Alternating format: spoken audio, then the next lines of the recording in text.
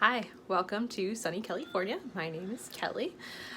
So today's video is going to be about assumptions, but I'm going to be doing stuff while I do the video, mostly because I have this thought that I want to share with you right now, and I feel like it's going to be most organic if I do it right now, but also I'm getting ready for work, so there's a bunch of stuff I need to do. So we're multitasking because, you know, sometimes that's just a thing to do. So, funny story.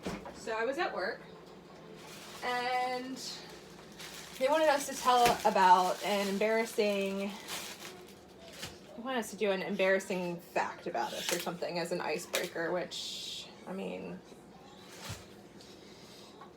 there's a lot of embarrassing things that have happened in my life. None that I want to share with employers and people that I work with unless we're like friends. Which, I mean, you know, I love my coworkers, but there's some things about me that I don't want every single one of them to know. I have some coworkers that I'm very, very cool with, and some that I'm casual with, you know, just in life. So I'm struggling, I'm like, what do I even tell these people? So then they told me that I could give a story, a fun fact about myself. So I was like, okay, cool. Because I already had one of those. So, believe it or not, when I was in the 7th or 8th grade, I know we had them in the 8th grade, but my parents, I always wanted a dog. You know, you guys will see, I'm sure I'll talk about dogs often because dogs are love. But I used to have birds at one point. First we had the parent birds, and then they had babies. And the babies' names were Mac and Coco. Why I went with Mac and Coco, it was just what felt right at the time kind of thing. The names didn't go together. One I think I dreamt of, and the other one, I don't remember why I gave the other one its name. I think Mac was a dream. I don't know. Anyway, so the birds were actually the baby birds of the birds that my parents had originally bought me. So it was like I got to be with these birds from egg to adulthood. It was kind of cool. I mean, you know, I didn't really appreciate it at the time, and I kind of, looking back on it, wish I had appreciated the time I had with them more. But because they were baby birds, you know, one of the most exciting parts about raising a baby bird is watching it learn how to fly. So my fun fact, I promise this is how I tell stories, it's bad. So my fun fact was that I have taught birds how to fly. And they looked at me like I had 8 heads. And I was like, they're like, what do you mean you taught a bird how to fly? And I was like, well, you know, baby birds they're like, how do you teach a bird to fly? Don't they just naturally know how to do that? I'm like, well, in nature, when the bird gets to a certain age, mama bird just kicks them out of the nest. So everybody starts really looking at me like I have 3 heads because their assumption was that I had done something crazy. Now, is that a valid assumption? Maybe, maybe not. I know I'm a little bit of a nut, but the look on their face was horror. It looked like they thought I had done something. They thought I had thrown the birds out of a tree or just threw them in the air or something. I was like, whoa, guys. First, relax for a second. I very gently eased these birds into learning how to fly. Because, I mean, that's how I do things, is I ease them in. That's the way you're supposed to do it. Oh, I did not pay attention to how much I just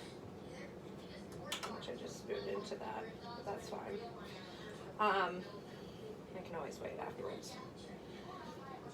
So anyway, what I actually did was I would put the birds in the palms of my hands, cupped together, and I would kind of bounce them just so lightly.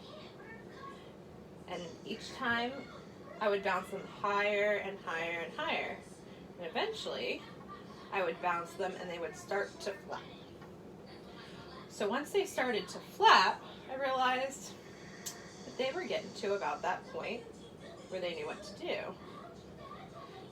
So I just kept on bouncing them and kept on bouncing them until flap, flap, flap, flap. And then my birds flew, and they flew. They used to fly back and forth, back and forth, back and forth through the basement. It was cool. It was kind of scary. It was kind of scary, especially for people who like were just coming to my house for the first time. They were like, "What was that?" But okay, so that's 68 grams of almond butter. So once I told the story, that horror that they had been feeling because of the assumption that they had made melted away into understanding and appreciation. So that's what we're talking about today. Assumptions are the color to your perception coloring book. You know, we all get the same picture, but we color it different ways. And that's called perspective. But our perspective comes from our assumptions. You know, when I look at Missy, for example, you know, I see her as, well, actually that's a terrible, that one doesn't work. That example doesn't work. So I'm just going to stop that one mid-sentence. But yeah, we make a lot of assumptions about everything in our life. And we have to some degree, because that's how we keep ourselves safe. You know, we need to know, you know, I need to assume that that stove is going to burn me if it's hot. If I don't assume that, I could be reckless, touch it, and now I've got third-degree burns and have to go to the hospital. Assumptions are very, very important. But what happens is when we over-assume, which is something that we all do very often,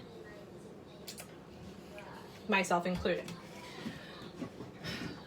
So, one thing that we need to do is challenge our assumptions and be careful to not apply our negative assumptions before we've given the opportunity to be presented with actual fact to the situation. I am very grateful today. I am very, very grateful today because I woke up from a dream that I had had about a friend who I haven't spoken to. Well, we've spoken in years, but it was very, very, you know, it came from a caring place, but it was brief, and it was, you know, uncomfortable because when we last saw each other, it wasn't on the best of terms. And I had a dream about her last night. And when I woke up, I just cried. I just cried so much. And it wasn't just because of her, and it wasn't just because of the dream, and it wasn't even just because of the things that had happened between us. I cried because of all of the information that I got from that dream and all of the things that I was able to process when I woke up. It was a lot to process when just waking up, mind you, but it was, you know, needed. It was needed. I still didn't document how many grams were in that. So I need to reweigh this. My kitchen's a mess. Please don't judge me. It's a tiny kitchen. There's not a lot of room. But what I ended up calling her. We ended up talking and coming to a better understanding, and I was able to see where my perceptions during that time were distorted and my assumptions were distorted, and I was able to gain new perspective. And it was because I was able to talk to her about what was going on, and she was able to talk to me about what was going on, and we were able to listen and clear up the assumptions that we had made. So one thing that I challenge you to do, now that you've watched this video, is to question your assumptions. Clarify, get facts. Try and work out what actually is real and what is just your brain telling you false information, because it likes to do that sometimes. So I'm gonna go ahead and finish making my snacks for the day. This meal prep thing is not fun, but totally worth it. I hope that you guys have a great rest of your day.